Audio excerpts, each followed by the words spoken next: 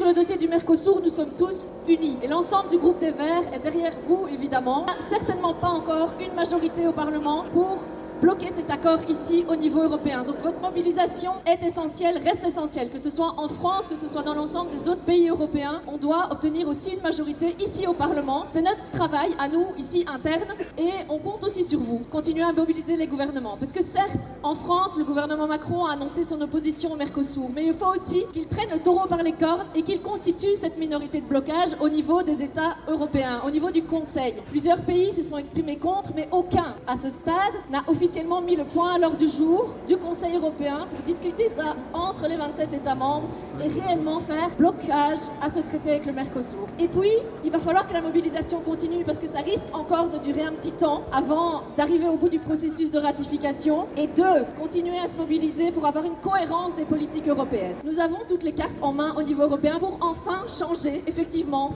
des décennies de politiques commerciales néolibérales qui n'apportent pas une concurrence loyale, mais au contraire déloyale, et des produits qui ne sont pas conformes aux normes que l'on veut imposer sur le territoire européen. Donc on aura besoin les uns des autres pour amener cette cohérence des politiques, se mobiliser aussi dans le cadre de la future réforme agricole. Je vous remercie et continuons la mobilisation. Stop Mercosur!